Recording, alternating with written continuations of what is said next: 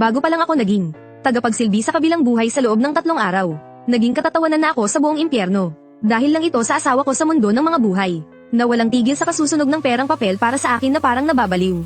Yung mga pera sa impyerno, naging isang maliit na bundok na sa dami. Hindi lang si Matthew ang tumuturo sa ilong ko at tinatawag akong inutil. At sinasabihang, kontrolin mo yung asawa mo. Hanggang sa araw na iyon, ang mismong hari ng impyerno ay tumakbo palapit sa akin para abutan ako ng isang yosi. Nanginginig niyang tinanong, Kuya Lo, pinakapos na sa pondo ang impyerno. Tingin mo, pwede bang makahiram muna kami? Ako si Luyan. 7 araw na akong patay. Ang dahilan ng pagkamatay ko ay ang pagligtas sa isang bata na basta-basta na lang tumawid sa kalsada. Nabunggo ako at tumilapon dahil sa isang truck na nawalan ng kontrol. Sulit naman. Siguro dahil dito, hindi ako uminom ng sabaw ni Mempo, at hindi rin ako pumasok sa cycle ng reincarnation. Sa halip, sa registration office ng tarangkahan ng mga kaluluwa, nakakuha ako ng trabaho. Ika-7 ranggong inspector ng West District sa tulay ng Naihe. Sa madaling salita, ang isang tagasundo ng kaluluwa ay tagapamahala lang sa isang lugar na puno ng mga ligaw na multo. Para hindi sila gumawa ng gulo. Napakagaan ng trabaho, pero ang relasyon ko sa mga katrabaho ko, punyeta, napakatindi. Uy, si Luyan, nandito na naman para kunin ang sahod niya. Siya si Matthew, katrabaho ko, isang matandang kaluluwa na ilang dekada ng patay bago ako.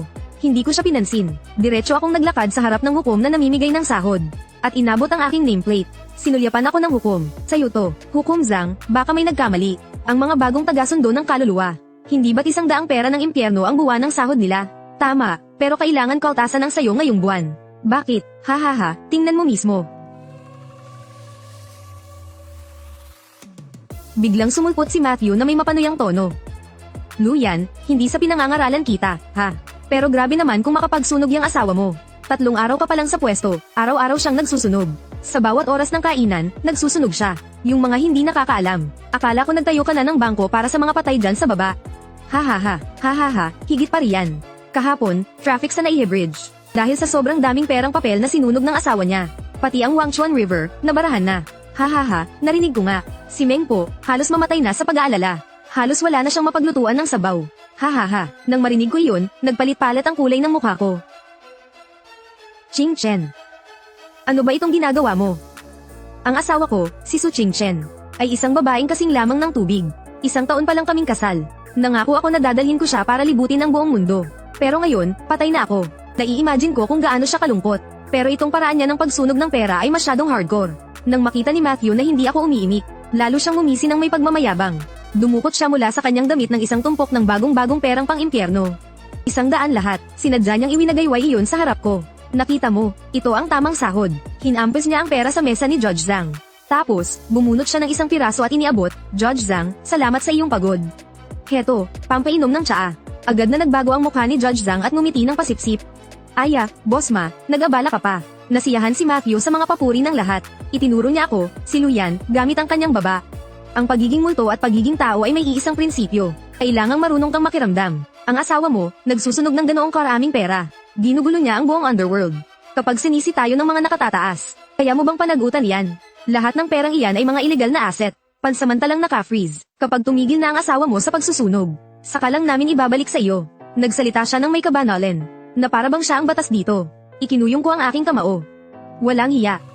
Akala mo kung sino dahil lang mas matagal na siya rito. Aakma na sana akong sumagot, nang biglang may narinig na kaguluhan sa labas ng kagawaran ng sahod.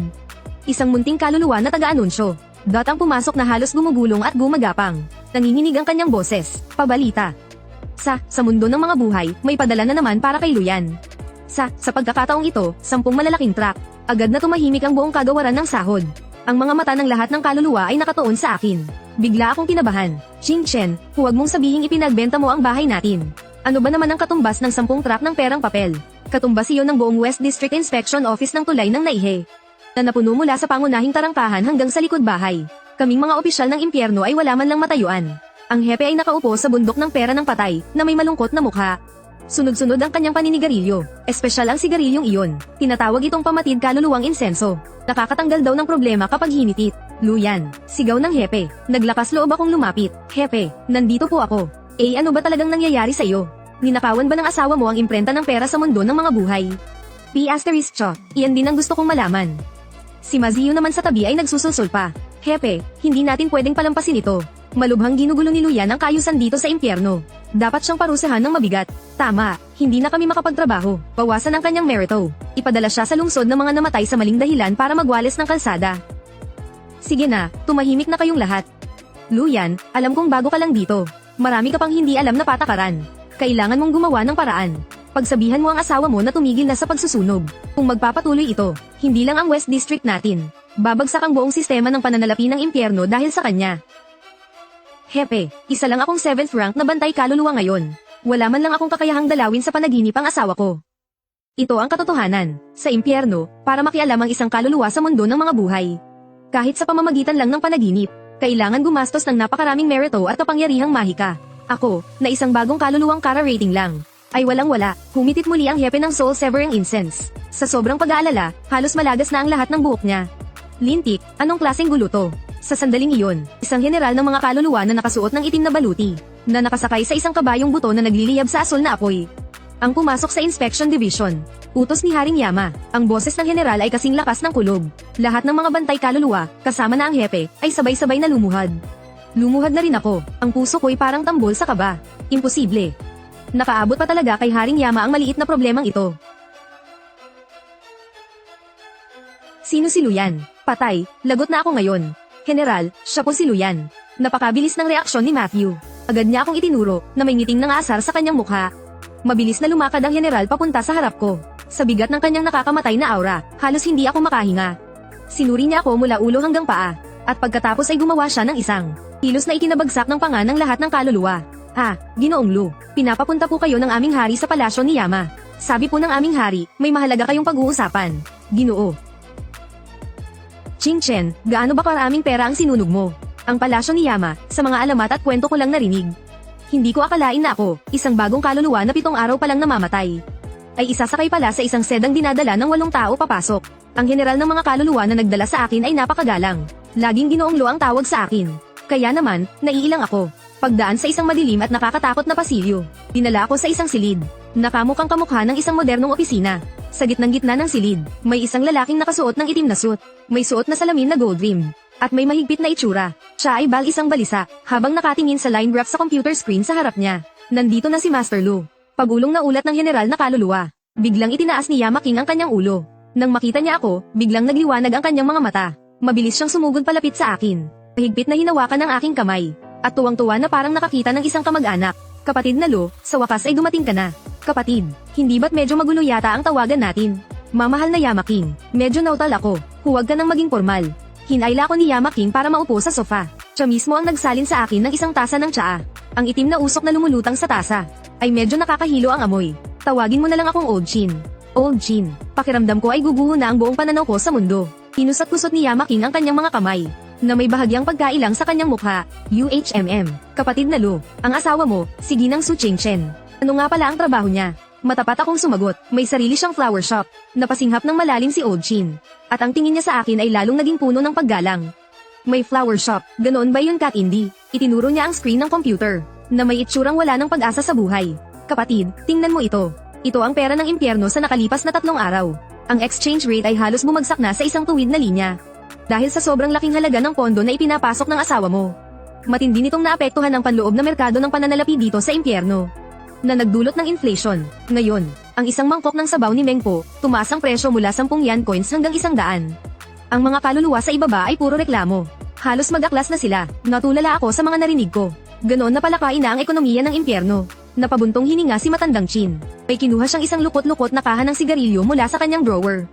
Inabutan niya ako ng isa. Oh, yosi ka muna.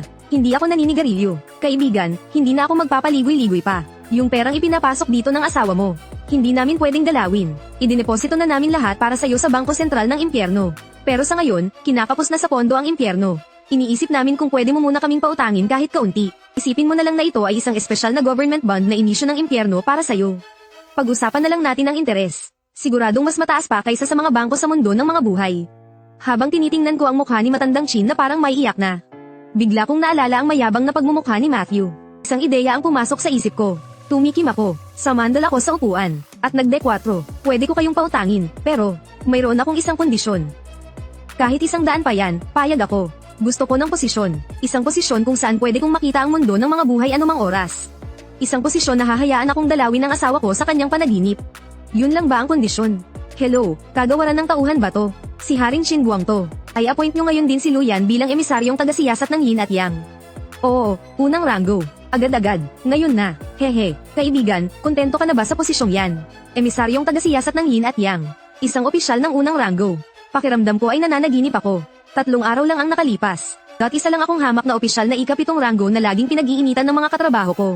Pagkatapos ng 3 araw, naging panauhing pandangal na ako ng kanyang kamahalan. Bigla ang pag-angat, at lahat ng ito, ay dahil lang, mayroon akong asawa na baliw sa pagmamahal sa akin.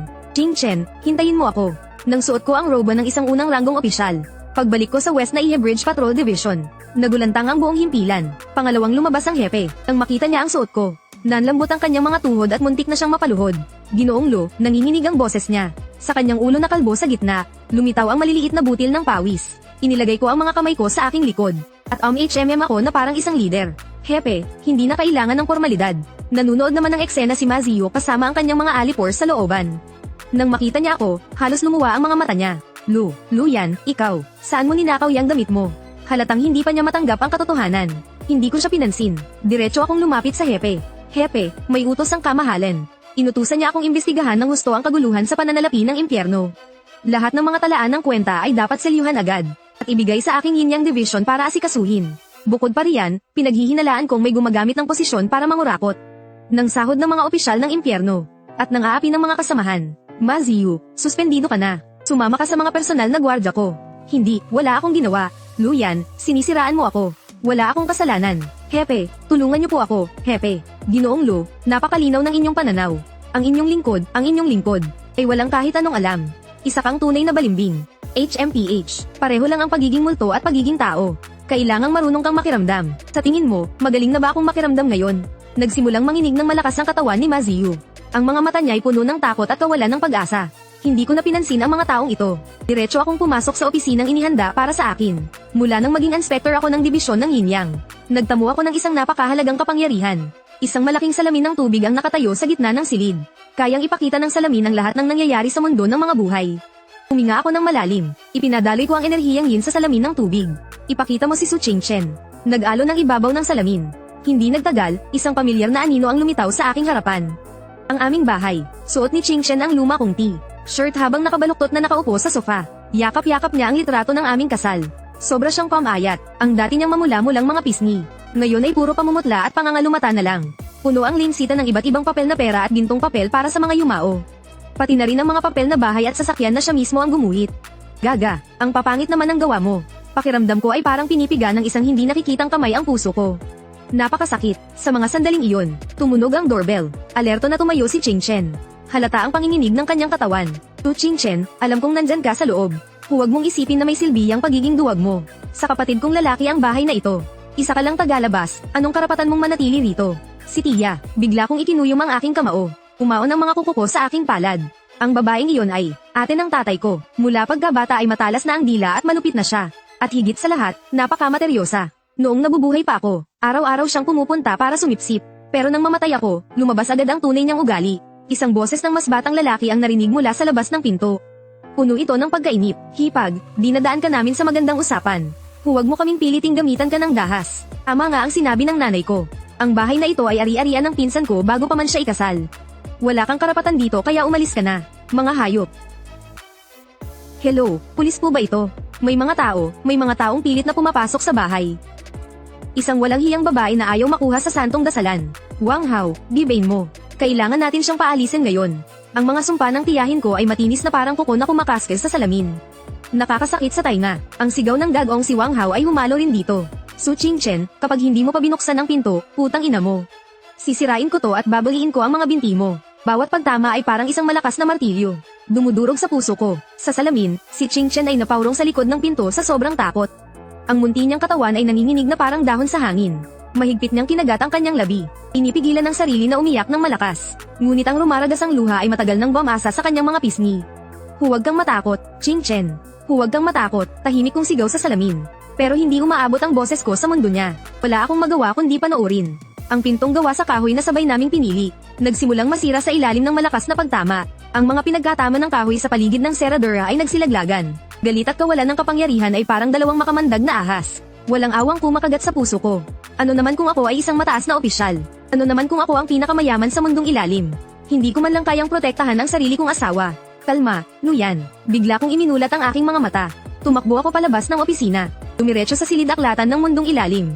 Dito nakatago, lahat ng mga kasulatan at talaan mula pa noong itatag ang mundong ilalim.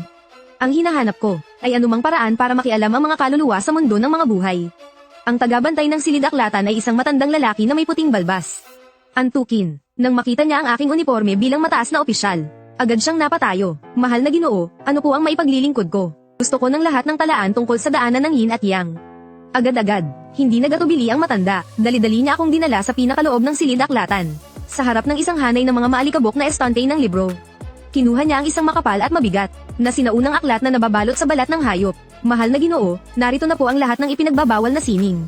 Inagaw ko ang sinaunang aklat at binuklat ito. Mabilis kong binasa ang mga pahina.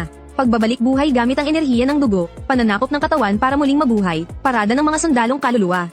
Ang bawat isa sa mga ipinagbabawal na sining na ito ay may napakalaking kapalit. Maaaring ubusin nito ang 1,000 taon ng paglilinang, o nangangailangan ng sakripisyo ng hindi mabilang na mga buhay na kaluluwa. Wala akong magagamit sa mga ito. Wala na ba talagang ibang paraan? Unti-unting lumubog ang puso ko, nang malapit na akong mawalan ng pag-asa. Sumayad ang dulo ng aking mga daliri sa isang napakanipis na pahina. Isang papel na nakasingit sa pagitan ng mga pahina. Maingat ko itong hinugot. Iilang linya lang ng mga salita ang nakasulat dito. Gamit ang walang hanggang gininto ang liwanag ng birtod. Maaaring lumikha ng isang pansamantalang katawan. Upang magpakita sa harap ng mga tao. Upang iligtas at itaboy ang kasamaan. Ngunit, kapag naubos na ang gininto ang liwanag, mapipinsala rin ang katawang kaluluwa. At saka, gininto ang liwanag ng birtod. Natigilan ako. Ano yon? Lumapit ang matandang tagapagbantay para tingnan. Namutla siya sa takot. Mahal na Ginoo, hindi po maaari. Iyan po ang maalamat na pagpapakita sa pamamagitan ng birtod. Ang gininto ang liwanag ng birtod ay para sa mga taong gumawa ng dakilang kabutihan noong sila'y nabubuhay pa. Isang pagpapala na ipinagkaloob ng kalangitan pagkamatay nila. 10,000 beses itong mas mahalaga kaysa sa birtod ng yin. Namatay po kayo sa pagliligtas ng tao. Tiyak na mayroon po kayong gininto ang liwanag ng birtod sa inyong katauhan. Pero ito po ang pundasyon ninyo para sa inyong pag-angat at reinkarnasyon sa hinaharap. Kapag ginamit niyo po ito, para na rin ninyong sinira ang inyong sariling kinabukasan. Tinitigan ko ang mga salitang nasa papel. Muling sumagi sa isipan ko ang luhaang mukha ni Ching Chen sa salamin ng tubig. Kung sa hinaharap ay hindi ko man lang mapoprotektahan ang sarili kong asawa. Para saan pa ang lintik na kinabukasang iyan? Sabihin mo sa akin kung paano ito gamitin. Kailangan mo lang palabasin ang gintong liwanag. At banggitin mo lang sa iyong isipan ang pangalan ng taong gusto mong protektahan. Bago pa man matapos ang kanyang sinabi, tumalikod na ako at nagmamadaling lumabas mula sa silid-aklatan. Pagbalik sa tanggapan, ang pinto sa salamin ng tubig ay malapit ng masira. Sa isang malakas na kalabog, tuluyan nang nawasak ang kandado ng pinto. Mga hayop, subukan niyo siyang galawin. Sisiguraduhin kung hindi na kayo muling isisilang magpakailanman. Hindi na ako nagatubili. Umupo ako at nagkrus ang mga binti. Ipinikit ko ang aking mga mata. Itinoon ko ang lahat ng aking diwa. Ito na ang sandali. Sa pangalan kong, Luyan. Pinapalabas ko ang gintong liwanag ng kabutihan. Protektahan ang aking mahal na asawa, si Su Chingchen. Sumigaw ako sa galit, at ibinuhos ang lahat ng aking kamalayan sa kumpol na iyon ng gintong liwanag. Isang malakas na pagsabog, agad na sumambulat ang gintong liwanag mula sa aking katawan. Naging isa itong maningning na sinag ng liwanag. Binasag nito ang bubong ng tanggapan. Pinunit nito ang madilim na kalangitan ng mundo ng mga patay, at dumiretso sa mundo ng mga buhay. At ako na may nakaramdam ng matinding panghihina. Pakiramdam ko ay kinokontrol ang aking kaluluwa. Nagdilim ang aking paningin, at bumagsak ako sa sahig. Gusto mo pang tumawag ng pulis? Kung hindi kita, mapapaalis na malas ka ngayon. Hindi nawang ang apelyido ko. Ano pang tinitingin-tingin nyo riyan? Itapon nyo lahat ng gamit niya sa labas. Bilisan nyo, minamalas ang bahay na to. Kailangan ko pang maghanap ng gagawa ng ritual dito. Luyan, miss na kita. Nang sandaling malapit nang dumampi ang maruming kamay na iyon kay Ching Chen. Isang kakaibang pangyayari ang biglang naganap. Ang mga ilaw sa buong kwarto ay nagsimulang kumurap-kurap ng walang tigil. Gumagawa ng mga tunog ng kuryenteng sumasagitsit. Ang dating maliwanag na kalangitan ay biglang dumilim. Tinapan nito ng makakapal na itim na ulap. Isang nakakakilabot na malamig na hangin ang lumitaw mula sa kawalan. Tinangay nito ang mga perang papel sa sahig, at ipinadpad sa buong kabahayan. Ang temperatura sa kwarto ay biglang bumagsak na parang yelo. Anong nangyayari? Huminto si Wang Hao sa paglakad, at takot na tumingin sa paligid. Namutla rin sa takot si Tita Lu. Bumagsak ba ang kuryente? Bakit bigla na lang nagbago ang panahon? Hindi pa niya natatapos ang kanyang sinasabi, nang biglang namatay ang lahat ng ilaw sa bahay. Ang buong kwarto ay nabalot sa kadilimang hindi mo makita kahit ang iyong kamay. Tanging ang madilim na liwanag mula sa labas ng bintana, ang siyang bahagyang nagbibigay ng anyo sa mga bagay sa loob. Sumigaw ng malakas si Tita Lu. Sino? Sinong humahawak sa leeg ko? Ma, ano ba? Huwag mo akong takutin. Boss, parang may mali dito. Parang may gamulong palabas. Multo. Sino? Sinong nagpapanggap na multo dyan? Lumabas ka dyan. Sumigaw si Wang Hao na kunwari matapang. Para palakasin ang kanyang loob. Ang sumagot sa kanya ay isang kutsilyo sa ibabaw ng mesa. Ang kutsilyong iyon ay dahan-daang lumutang at lumipad ng kusa. Ang dulo nito ay direktang nakatutok sa pagitan ng mga kilay ni Wang Hao. Napaihi sa takot si Wang Hao, at napalumpasay siya sa sahig. Agad na kumalat ang basa sa kanyang pantalon. Si Tita Lu naman ay umikot ang mga mata, at diretsyong hinimatay sa takot. Sandaling huminto ang kutsilyo sa ere. Pagkatapos, sumibad ito at dumaplis sa anit ni Wang Hao. At bumaon ng malakas sa pader sa likuran niya. Halos lumabas ang kaluluwa niya sa takot. Gumapang siya para tumayo gamit ang kanyang mga kamay at paa. Halos gumapang sa pagtakas habang kinakaladkad ang kanyang hinimatay na ina. Nakatakas mula sa bahay na nagpanginig sa kanyang kaluluwa. Sa wakas, tumahimik na ang paligid. Ang nakakakilabot na lamig ay unti-unting nawala.